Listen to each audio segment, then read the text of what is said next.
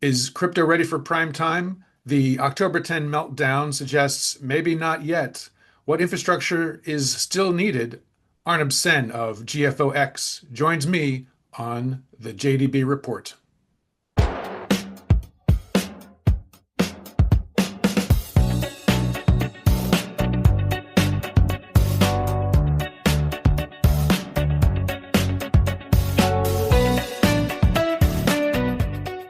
Arnab Sen of GFO-X, welcome to the JDB Report. Thanks, Jane. Much appreciated. Thank you for having me. So we're talking about the implications for evolving market structure in crypto following the October 10 big meltdown, flash crash, whatever you want to call it. Saw liquidations of around $19 billion of positions got eliminated. I think you guys said that that's the largest wave of liquidation in crypto history. Is that true? Is it bigger than what happened after FTX imploded? Yeah, that is larger than the FTX implosion. So it is the biggest market crash in crypto history. So it's a significant event, and it's sort of the reason I'm having these conversations is I feel like the news cycle will just move on. But I think for people both in TradFi and in crypto, or people who are trying to bridge some of those worlds, there's a lot to be learned from what happened on October 10. Uh, your background in market infrastructure, from your perspective, give me one or two lessons that you think will people have to focus on if we want to try to mitigate or avoid these kinds of things from happening on a regular basis. Thanks, Jane. Look, I think one or two things is there. The one thing I'd say is that there's excessive retail leverage in the crypto industry, and there's really no institutional leverage in the crypto industry because there's no credit in the system. So Right. I think that what crypto probably needs to learn is that is fine from a market infrastructure perspective if you're really only focused on retail. But if you're going to unlock institutional trading, that market structure does not work for institutions. So from our perspective, we've always had the thesis that the single entity does everything model doesn't work.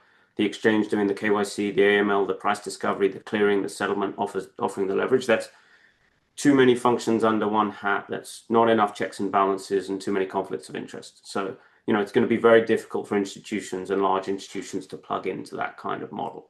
So, We I think the learnings are that the market structure will need to evolve if institutions are really going to get involved. We've been hearing a lot about institutional involvement. Every conversation I have with people in TradFi is often around stable coins or tokenization. Um, and yet it's still very slow. And there's multiple reasons for that. But what is it about the market structure from your perspective that is inhibiting institutional performance? Is it just the fact that these centralized crypto exchanges are essentially your assets there are not held in any kind of meaningful custody in an independent fashion? Is it more just that you're essentially just you're a creditor to those businesses rather than a customer? I think that last line is correct. So I think if you look at, the irony of crypto is it's supposed to solve for trust and there's no trust in the market.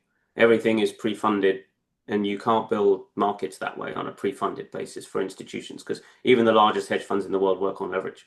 So, I think the issue is really the credit and solving for the credit at these businesses. In a TradFi world, you have an exchange and you have a clearinghouse.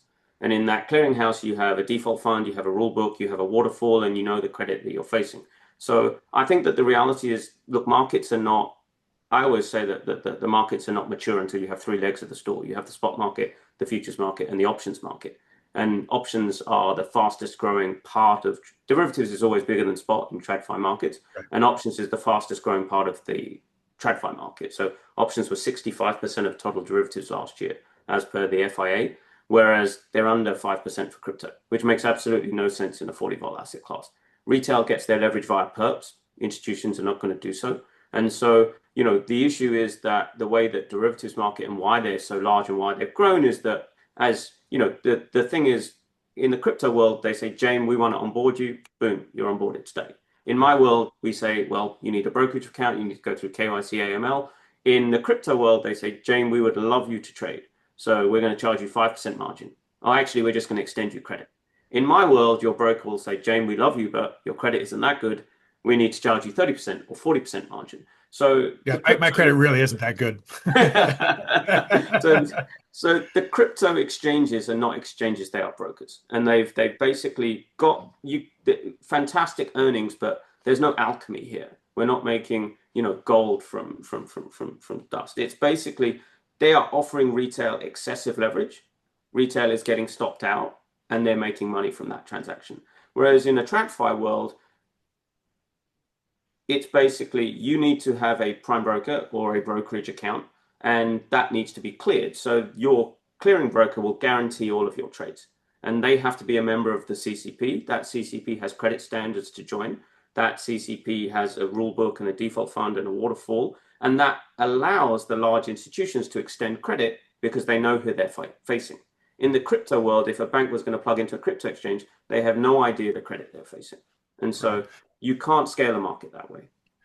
Arnab, yet we see many hedge funds looking to get into crypto.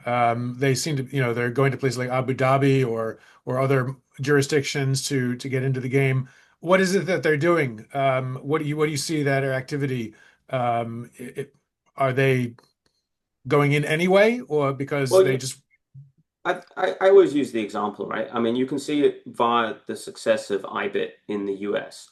What having the right structure, the right regulation, the right pipes and plumbing plugged in, you can see the success of that product. And I think there was a piece out the other day, right, which is basically that IBIT has been the ETF has been the most successful ETF in history.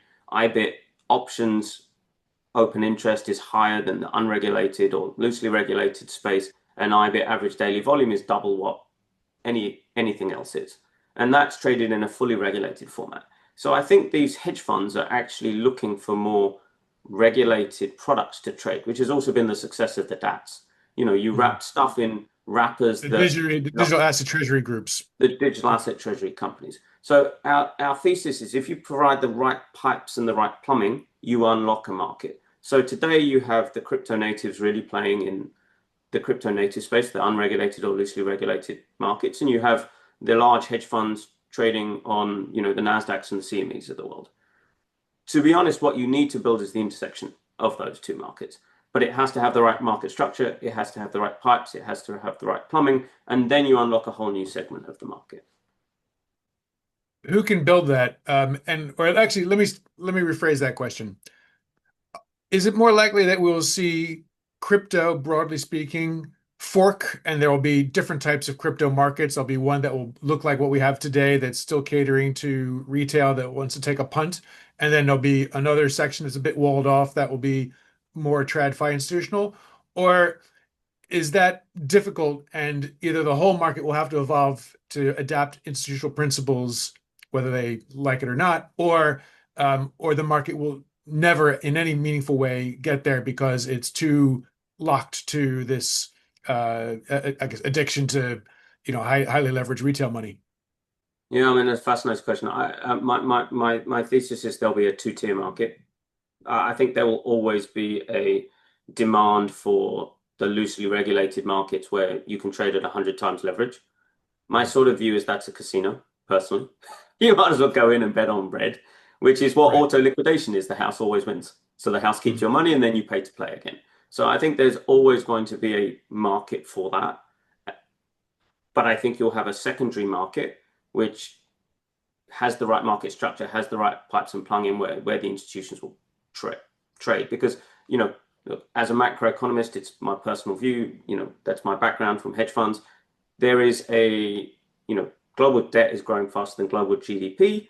There's a need to own hard assets in your portfolio. Bitcoin is a hard asset with a finite supply, and millennials have told you they would rather own Bitcoin than gold. So, every single person I speak to says, well, that's gold, but I'm like, well, ask your son. They're probably owning Bitcoin, right? So there's a demand. I think that there's a real use case for Bitcoin in someone's portfolio to diversify it. That has nothing to do with the high leverage. That is a market structure issue. So I think if you provide institutions with the ability to access Bitcoin in a fully regulated format within the context of a portfolio allocation, there is a demand for that. But that's not going to come from the unregulated or loosely regulated exchanges where you have, high retail leverage, because I have a fiduciary duty from an operational perspective to, manage other people's money. And that's really only going to be done via an intermediated format when I can trade with my prime broker, whoever that bank's going to be. Who's going to drive that change? How much of that will happen just organically through the industry? And to what extent does it rely on industry standards or regulatory standards, and the fragmentation that exists, both marketplace and regulatory? I guess where will be the sources of energy to change these things? I mean, I think a lot of the regulation is clear. I always say for derivatives regulation has been clear throughout this entirety of this process, as you can see by the success of the CME product, which launched in 2017. I think spot is a slightly separate question, but you can have spot replication vehicles such as MicroStrategy or an ETF. So, I think spot will take the longest to get there. I think derivatives and, other wrappers will be available today. So, look, I think that what unlocks this is some level of clarity for the banks to get involved. But I think people say regulation is a silver bullet. It is not. When you think about a bank, regulation is only one part of the equation. Then it's how do they plug in their systems? A lot of their systems are quite archaic. So you have to have their front end trading system that they use. They're not going to use a different one for crypto. You have to have a matching engine they can connect to. You have to have the right back end service providers that they use, because people don't understand they need to report, they need to do regulatory reporting coming off these systems. And then market surveillance is a huge one. Do you have the right market surveillance tools? So, I think everyone says that regulation is the silver bullet. It is not. And I think you can't solve for one issue at a bank. You have to solve for all their issues. Otherwise they can't come. And so I think that's the bit people, the crypto guys, it's a lot of smoke and mirrors. Let me just put it that way. This is the silver bullet. This is the silver bullet. This is the silver bullet. And we keep going down this journey. There isn't a silver bullet. I think that they'll end up being almost a three-tier market. You'll almost have the unregulated, loosely regulated exchanges over here. You'll have the TradFi exchanges over here. And I do think that what people have misunderstood is that there is a value in the infrastructure. There is a value in the ability to handle digital assets or tokenize real-world assets. And I think that infrastructure is being built. We're a part of that journey. That infrastructure will take time. The banks it's got to be evolution for the banks. It can't be revolution. You have to bring them slowly, step by step along that journey. And I think that is the unlock. So, you said earlier, talking about real-world assets and tokenization of assets. The problem is there's no P&L in that. They're all POCs. Where the P&L all sits is the trading of Bitcoin. And there needs to be some intersection between the two. What did we learn in the crypto crash 2 weeks ago about the difference between centralized crypto exchanges and decentralized crypto exchanges? And when it comes to building this sort of market infrastructure or a clearing function, will these operate in very different ways? Do they both have a role to play? Look, I think they both have a role to play. I think that it's one step further to go to and have full trust in a decentralized exchange. It's funny, crypto is supposed to be decentralized, that you have these big behemoths who are centralized and own a lot of the liquidity. So there continues to be irony in the crypto market. I mean, I think that your real hardcore crypto natives over time will say there'll be decentralized exchanges and then there'll be TradFi. That's the width of where things are. It never works out that way. The answer is always somewhere in between. And so I think that probably over time, you will see the growth of the decentralized exchanges and some of that retail liquidity migrate there. And you'll see, obviously, some of the crypto exchanges start to edge in towards TradFi. They're all getting licenses everywhere. But I think it's going to be a challenge, because in a regulated format, it will be a challenge to offer 100 times leverage. I don't know any regulators that are going to sit there and say that 100 times leverage to retail is something that they're going to be willing to regulate. So, this enamored with perps and regulated perps, perpetuals work because people get excessive leverage. You bring them into a TradFi format where you can only get 1 or 2 times leverage. Well, at that point, it makes more sense to trade an option because you have more embedded leverage. Walk me through to conclude here, Arnab. you're in the business of trying to introduce clearing mechanisms to this marketplace. How might that work in a crypto context? What would be the differences of a clearings function or a clearinghouse versus in TradFi versus say, a Euroclear or something? Yeah, no, I mean, so we're the exchange. We're obviously partnered with London Stock Exchange Group's London Clearinghouse. We also have, and we've recently announced licenses in Abu Dhabi. So we have a full exchange and a full CCP license in Abu Dhabi. Where the one thing that TradFi can learn from crypto is the more, as you digitize assets, that you can shorten settlement cycles. And that is huge in terms of making the structure of the market more sound. So the one thing that is true, you don't want instantaneous settlement. I don't think any institution really does. You need to have windows, whether that's 8 hours, 4 hours, 2 hours, to allow for compression and netting. If I buy something here, sell something here, I don't want to transfer both assets. I want to net that off. But the fact, as you go to digitize assets, whether that's Bitcoin, whether that's tokenized treasuries, whether that's tokenized money market funds, the ability to clear and settle more real time is huge, because now mathematically because you're calling variation margin more often, your initial margin goes down, and then over time, mathematically, your default fund contributions go down. So there's huge value in the infrastructure on top of and above and beyond the asset of Bitcoin or Ethereum. I think that's where banks are very interested, where TradFi gets very interested, which is how do we make the system more stable so we don't have a hedge fund blow up like Archegos again, where you're calling T+2 and then at the end of the day, they can't meet their margin call. And how would that work in an industry that's, I mean, it's a big lift just to get to T+1.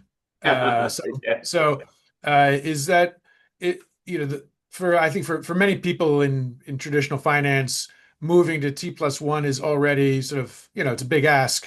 Um, and particularly if you're in uh, Asia, where I am, for example, T+1 in the US from a time zone perspective is a real nightmare. So, um, how do you see this movement toward faster settlement times being compatible with a T+1, Uber environment? Yeah, look, this is the fascinating part about where Bitcoin can play its role as the use case, the POC, and the tip of the sword. So people have built the rails to access Bitcoin, whether that's the custody rails that have been built. There's obviously bank custodians out there. The asset moves itself, and then you have the end client, which is what always drives the banks who do trade the physical aspect of Bitcoin in terms of spot.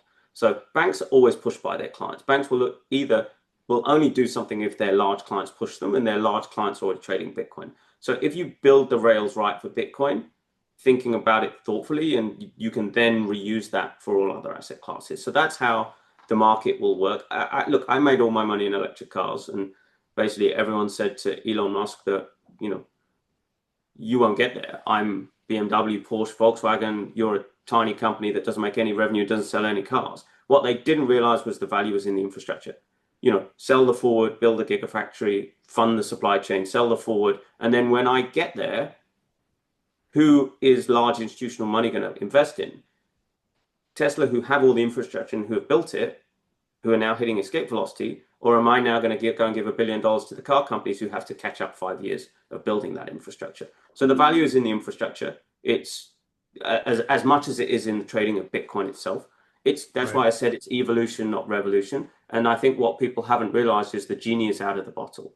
With blockchain, digital assets, and the digitization of assets, now it makes sense to spend money on the back end infrastructure. Before it was like horizontally scale the front end. That's where all the fintech money went. Take more and more clients quicker, which was the growth of HFTs, and the back end was held together with blue tech. It's like paper mache. It looks fantastic if I put it this way. If I turn it this way, it's like a jumble of wires. Yeah. But what blockchain and the digitization of assets has made sense, that the uplift in spending the capex to re-architect the back end now will pay itself back on an ROI basis. But you need to make the revenue to fund that capex. Yeah. And so the Bitcoin is the revenue, the Bitcoin trading is the revenue, and that'll fund the back end rebuild, which is happening today and which we're a large part of. So Great. Yeah. A quick geo question for you, Arnab, before we close here. You've made much of your career in Hong Kong. Now you're in the UK. Your business also has a license in the UAE. Are there particular parts of the world where you see a real drive to make this happen? Is it a global phenomenon, or do you see particular locations may be able to get out in front? The way I look at it is it's US and non-US. Mhm. The US will drive the standards, but I think that there's a window here before the regulation becomes clear in the US for a geographical location to take market share.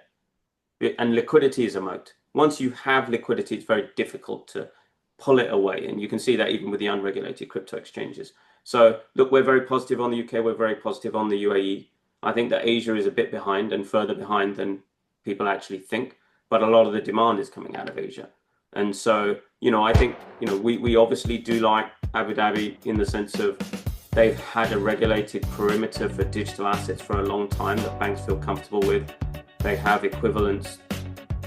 So I think that it's a very interesting location to build that. So we are obviously very positive on the UAE and Abu Dhabi in particular. Arnab Sen from GFO-X, thank you so much for joining me on the JDB Report. Thank you very much, James. Much appreciated.